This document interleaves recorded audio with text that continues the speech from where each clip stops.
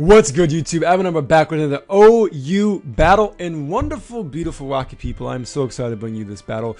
This was a really fun battle, really great battle, honestly. It happened on the Rocky HQ stream.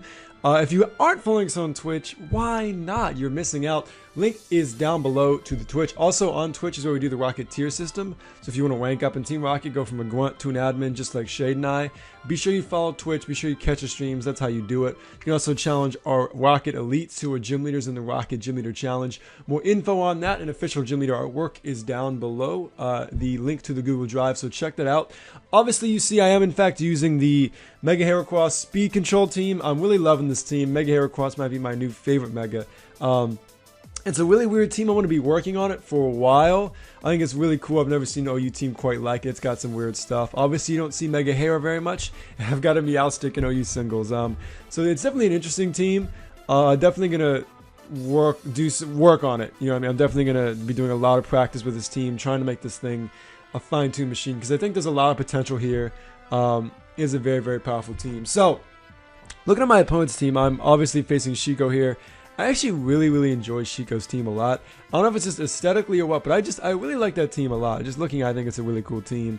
One thing I'm noticing about using Mega Heracross is that not a lot of people actually build teams to take Mega Heracross. Like looking at this team, Aegislash can't kill me. I can 2-hit KO with Earthquake. Starmie dies to Pin Missile. It'll take a lot from anything though. Florges will take a lot from even a close combat. Pin Missile will do a lot.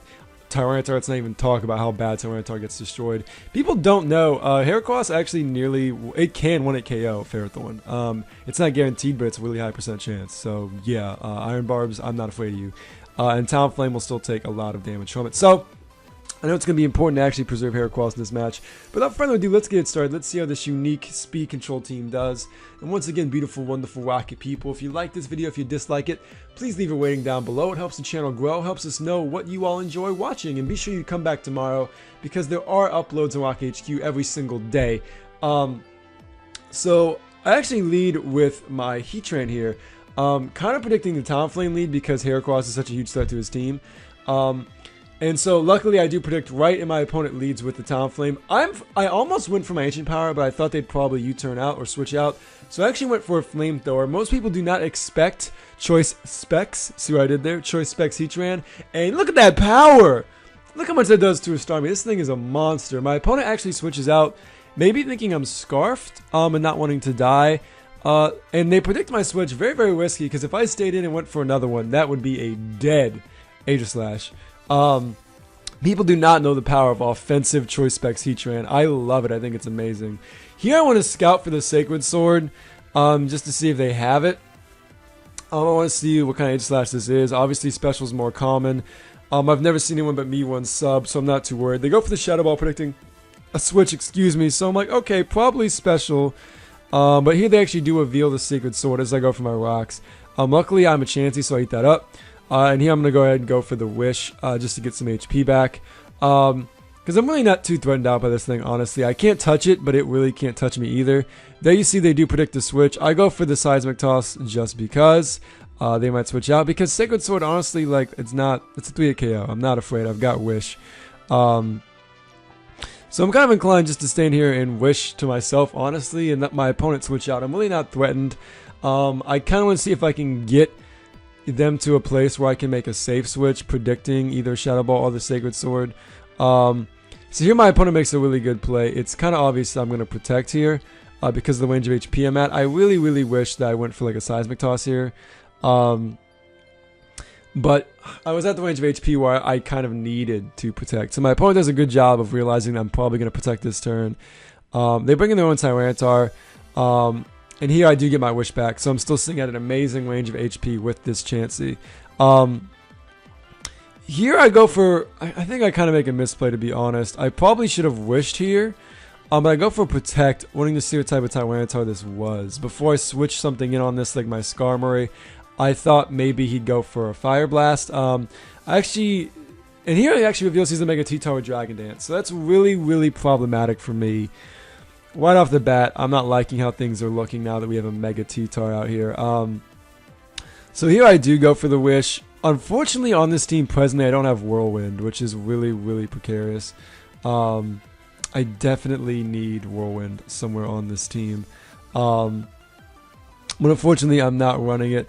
And honestly, here it's kind of looking like I'm going to have to fodder something. I'm going to have to pick something to die. My opponent does a good job, predicts that they can really just set up on me.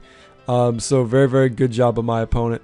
And also, there's nothing I can do. Like, I've got things that can that can Oko this Tyranitar, so it doesn't even matter if I get damage off on it. It's just the reality of something on my team is going to have to die. So I decided to save my chance here. I think it's the most important member. I actually decided to go ahead and go into my Skarmory just as death fodder. I'm really not concerned about any damage on this T-Tar, to be totally honest. But one thing I want you to answer in the comments is, do you think I should run Whirlwind on this Skarmory? Right now I've got Tailwind, Roost, Brave Bird, and Defog. And Roost would be the move I'd probably be okay with getting rid of for Tailwind, or excuse me, for Whirlwind. Because this team is kind of weak to setup Mons. So I'm thinking I might get rid of Roost for Whirlwind and replace Rocky Helmet with leftovers. But here I go in the Meowstic. This is the reason Meowstic is on this team, is so I can fodder it to slow things down. I do have both the Iron Ball trick and also the T-Wave. So I can even slow down fast ground types, which is really, really nice. So my opponent does go for the crunch. Obviously takes me out, but they're paralyzed now, which means that they're very slow, obviously. So now I go into my Heracross, knowing I will outspeed this turn, being normal Heracross. From this range, I go for the Earthquake, just in case my opponent wants to switch into Aegislash.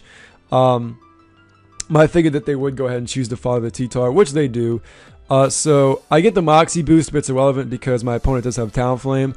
I'm actually very fine with them doing this because they're going to bring their Talonflame down to a really, really low range of HP. I was curious if my opponent would go for Roost here. I wanted to see what kind of Talonflame this is. So yeah, you do see I switch to my Heatran because I know I can take anything from this Talonflame. Surprisingly, they go for the U-turn. Very risky play because they're going to be at 1 HP when they come back in. I went in the Heatran just because I knew it could stomach any hit and kill with Flamethrower. So here my opponent makes a mistake. They don't realize I'm Choice Specs Heatran because you never see Choice Specs Heatran, but that's why I love running creative sets on OU Pokes. Choice Specs Heatran is power. Do not disrespect Heatran. Look at that destruction. Just obliterated an Aegislash. That was a huge play for me. Absolutely insane damage. So even though I'm Choice Specs, I'm only doing like, I'm not going to 2-hit KO a Florges, and it's probably got Wish and kind of shenanigans like that. So I decide this is the perfect time to go into my own Chansey. Why not? I'm not afraid of this thing. I have the Chansey, might as well use it. So I do switch in my Chansey. I'm kind of curious what they would do. I thought my opponent might go for a Toxic or something, predicting my switch.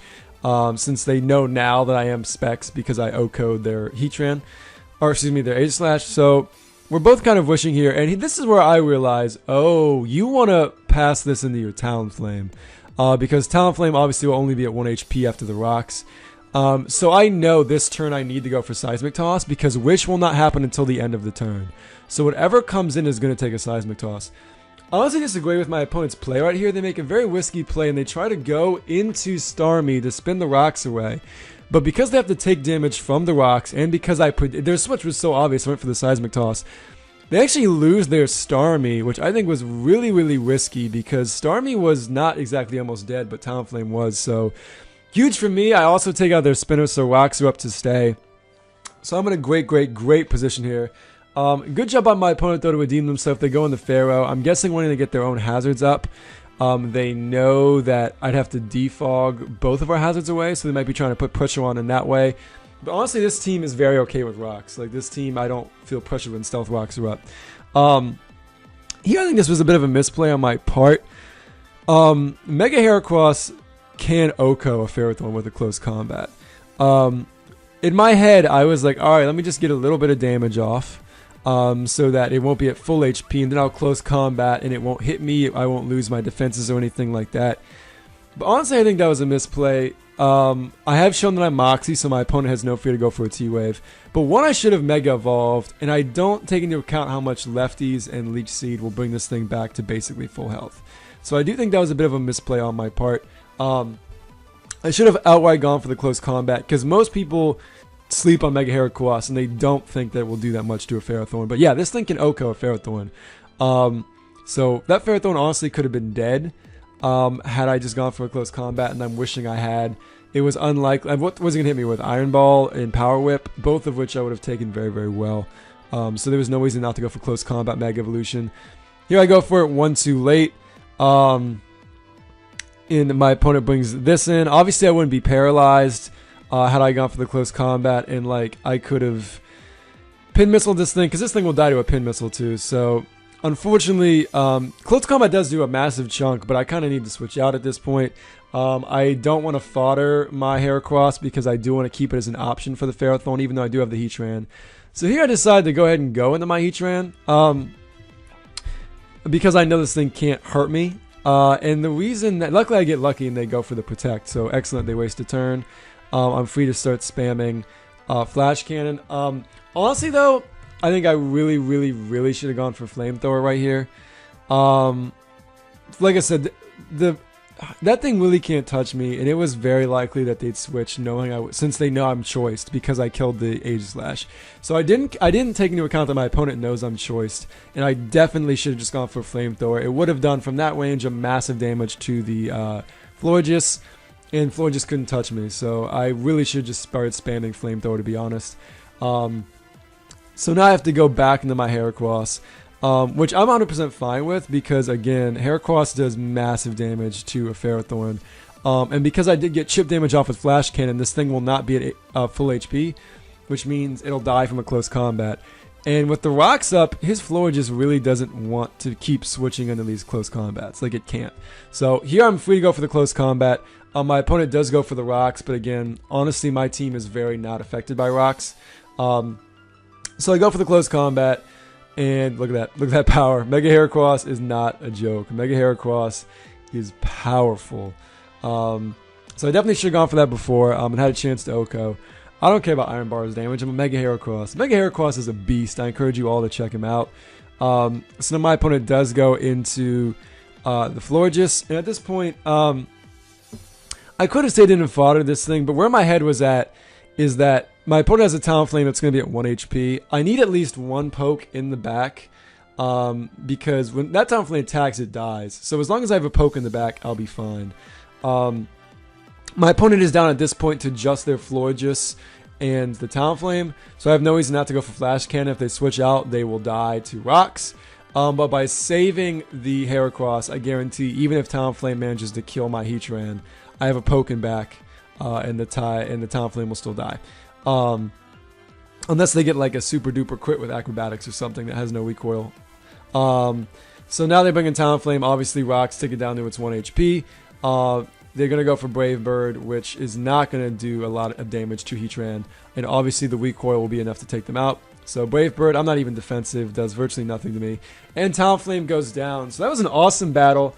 Some mistakes were definitely made on my part. But I think overall I played a lot better than some of the previous matches with this team. I'm slowly getting into a rhythm with this team. Still a long way to go before I'm performing at the level I'm satisfied with. I think right now this team is like 8-2, and my other team went like 10-1. So I want to try and get to the level where that other team was at. So a fun match. I'm excited about this team. As always, please leave suggestions on this team. There's actually a few members I'm thinking about changing. I'm going to talk about that. I'm keeping that under wraps for now because I want to surprise you all on the stream with what I decide to change. But let me know if you like this team, the Speed Control Mega Heracross team. If you haven't seen the team building video where I explain the custom EV spreads and why I made this team, check out the links down below.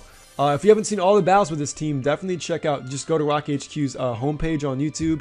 You'll see a playlist for every tier. Whatever tier you're in the mood to watch, just click that button and relax. So you can see all the battles with this team in that way. And once again, leave a comment, leave a rating if you enjoyed this video. Let us know what you like, what you don't.